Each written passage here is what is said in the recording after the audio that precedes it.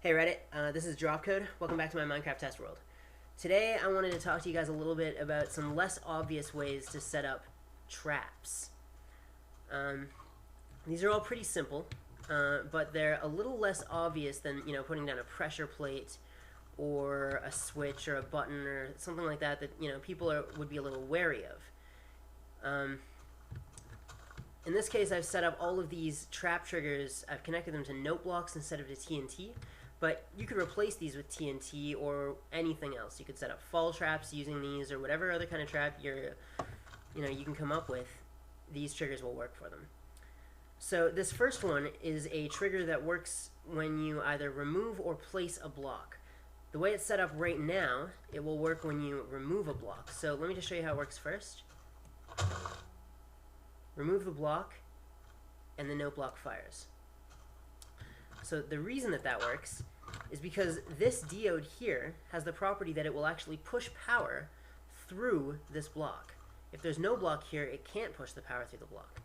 So while there's a block here, this redstone's being powered, which goes through this inverter and connects to this note block. When I remove the block,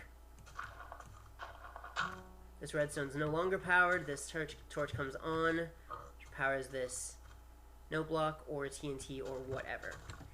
Now, if I were to get rid of this inverter, in this case, the same thing would happen when you place a block. So if you can convince somebody to place a block for whatever reason, that's another way to have this trap work. This over here is basically the same thing, but it just takes advantage of that same property in a different way. In this case, when I place a block, the power, this diode will power that block, which powers the redstone below it. Same kind of a thing, just a different format or a different setup. Over here, we have a trap that's powered, or a trigger that's powered by the block update property of water.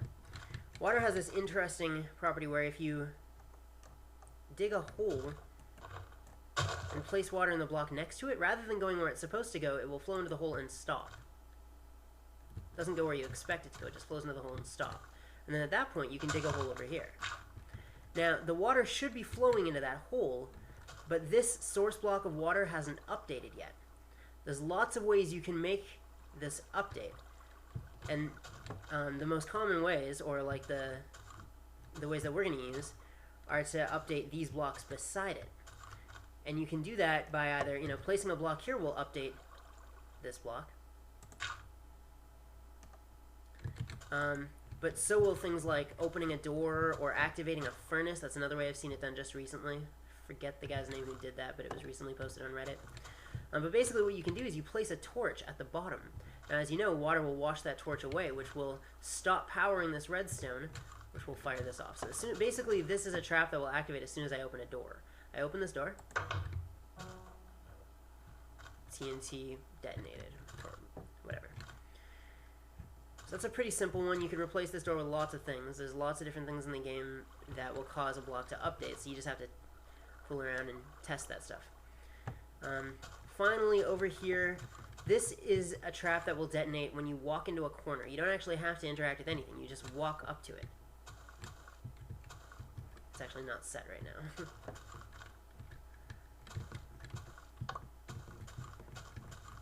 Well, when I walk into this corner, heard the note block go off. Basically, it takes advantage of a bug that allows drops to pass through a corner like that. When I get to that corner, it will take the block off this pressure plate, which will run power through this inverter and into this note block or TNT. See it one more time.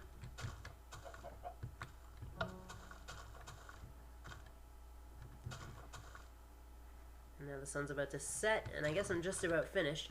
Hopefully this was useful to somebody. Feel free to use these designs in your own traps on servers where this kind of stuff is allowed, guys. Alright, thanks for watching.